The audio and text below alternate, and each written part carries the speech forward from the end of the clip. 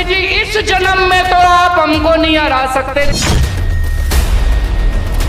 दिल्ली वालों, तुम लोगों ने ये क्या कर डाला? अरे भाई, दुनिया के सबसे कट्टर ईमानदार नेता का ऐसा हाल कर दिया, सबसे ईमानदार पार्टी की ऐसी दुर्दशा कर दी कि सर जी के शब्द में ही कहें तो भगवान तुम्हें माफ नहीं करेगा।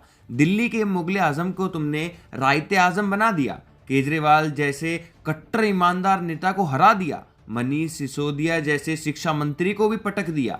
इतनी हिम्मत भगवान माफ नहीं करेगा। जब ये वीडियो बन रही है तब तक ये सारे नेता हार चुके हैं और दिल्ली वालों ने इन्हें पटक दिया है। भाइयों, अगर किसी पार्टी के टॉप नेता अपनी अपनी सीटें नहीं बचा पा रहे तो समझ लो जनता ने उनकी कैसी बैंड बजा दी है।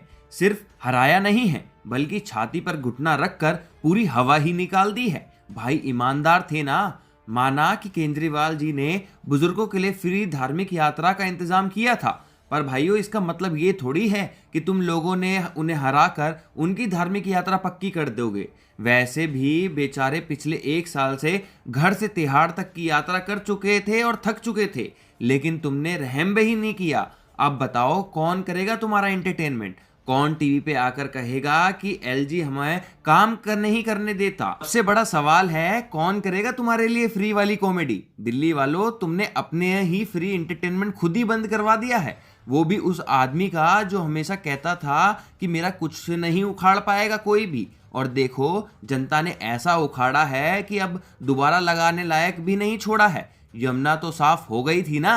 अरे भाई, केजरीवाल जी ने कहा था कि यमुना को साफ कर देंगे, उन्होंने तो कर दी थी, लेकिन दिल्ली में इतना पॉल्यूशन था कि तुम लोगों को वो सफाई दिखा ही नहीं दी। और वैसे भी पॉल्यूशन फैलाने का काम तो बीजेपी ने किया था, क्योंकि उनकी छाती में जो आग जल रही थी उसकी वजह से जो दिल्ली में पूरा धुआं हो गया था, इसीलिए नहीं दिख रही थी तुम्हें यमुना की सफाई। इस चुनाव का सबसे बड़ा संदेश ये है कि अब कोई केजरीवाल को ईमानदार नहीं मानता।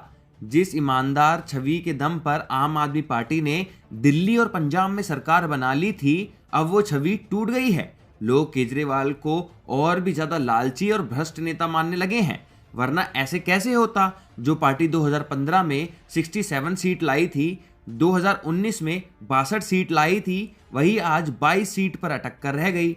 इसके तो 3-4 कारण ही हैं। शराब नीति पर घोटाला के आरोप, यमुना अब तक साफ क्यों नहीं की, पंजाब में सरकार है फिर भी पराली जलाई जा रही है, अपने घर के रेनोवेशन पर 44 करोड़ उड़ा दिए, ये दिल्ली सरकार ने भी खुद माना है। 2024 में मोदी का जादू खत्म हो गया था, कई लोग कह रहे थे।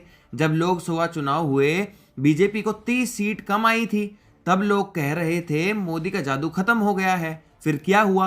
हरियाणा में बीजेपी ने लगातार तीसरी बार सरकार बनाई, महाराष्ट्र में उनके गठबंधन ने रिकॉर्ड तोड़ सीट जीती, और दिल्ली में अब आम आदमी पार्टी की पूरी कहानी ही खत्म कर दी है। ये है मोदी का जादू।